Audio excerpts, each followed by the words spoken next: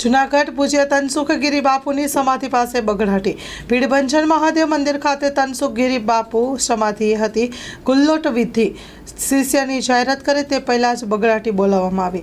તનસુખગીરી બાપુના પરિવાર દ્વારા શિષ્યને લઈને વિરોધ। હરગીરી બાપુ શિષ્યની જાહેરાત કરે તે પહેલા જ વિરોધ।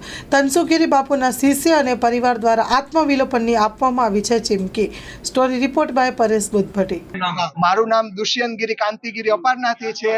તનસુખગીરી બાપુજી હતા એ મારા સગા મોટા બાપુજી થતા હું બજ અને મારા ગુરુજી હતા।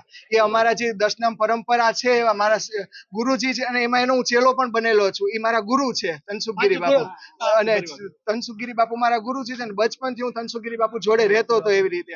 અને બાપુ છે હું અહીંયા રાત્રે સૂતો, સવારે આરતી પૂજા બધું કરતો, બાપુની જોડે રહેતો। બાપુને સવારમાં હું નવરાવતો, એને કપડાં ચેન્જ કરી દેતો, પાવડર લગાવીને તમામ કમ્પ્લીટ કરતો હતો એવી રીતે। અને બધું બાપુ ભેગો જ હું રહેતો, કારવતો ને બધું કરતો। અને છેલ્લે બાપુના મહિના દિવસથી અમે દવાખાનામાં ફરીએ છીએ। પેલા જે અમે રાખ્યા હતા કેજેમાં રાખ્યા હતા, પછી ત્યાંથી નો ફેર પડ્યો એટલે અમે ચિંતન યાદવ સાહેબ ત્યાં લઈ ગયા।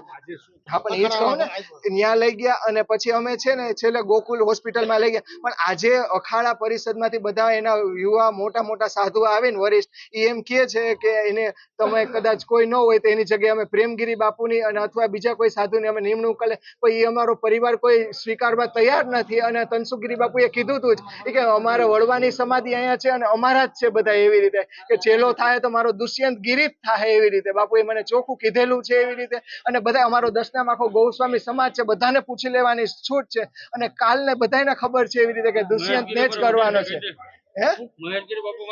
અને મહેશગીરી બાપુ અમારા વડીલ છે એવી રીતે। અને તનસુખગીરી બાપુની ઈચ્છા એ જ હતી કે દુષ્યંત મારો શિષ્ય બને એવી રીતે। અને તમામ પ્રકારનું તનસુખગીરી બાપુ મને ભેગો રાખતા, બધું કારવતા એવી રીતે।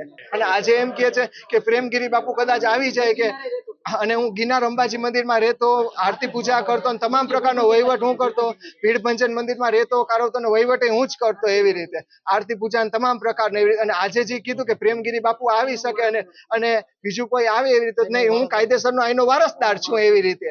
અને જો બીજા કોઈ સાધુ આવશે તો અમે સ્વીકારશું નહીં। અને જો અમને બળજબરી કાંઈ કરી કાઢવી તો અમે આત્મવિલોપન આઈને જ અમારી સમાધિ દે, અમે આઈને મરી જાઉં અને એના તમામ જવાબદાર બીજા રહે એવી રીતે। બરાબર?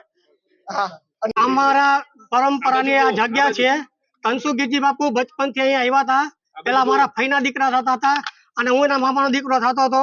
એમની મમ્મી ગુજરી ગઈ હતી તો મારા દાદી માં એના નાની માં અહીંયા લઈ આવ્યા હતા। અમે મારા પપ્પા એને કોરે બેહાડ્યો હતો। અમે સગા 5 ભાઈઓ હતા। મારા બાપુએ કીધું પેલા મારો દીકરો બબો, એનું ગુલામનું નામ બબો હતો, આ પછી એનું નામ તનસુખગીરી પાડ્યું। અહીંયા નાનો મોટો અમે કર્યો હતો। મારી ભાઈ એને સ્તનથી ધવરાયો હતો અને બાપુને અમે જ બેહાડ્યા હતા કે ભાઈ અમે નાના છીએ। એટલે મારા પપ્પા એને પેલા કોરે બેહાડ્યો। ભવનાથ પર વિરુદ્ધ કરતા હતા, વિરુદ્ધ ન હાલવા દીધું જે તે વખતે। અને અમે અહીંની પરંપરા અમારી 37 પેઢી છે। હું એટલી મને પેઢી યાદ છે એટલી હું બોલું છું।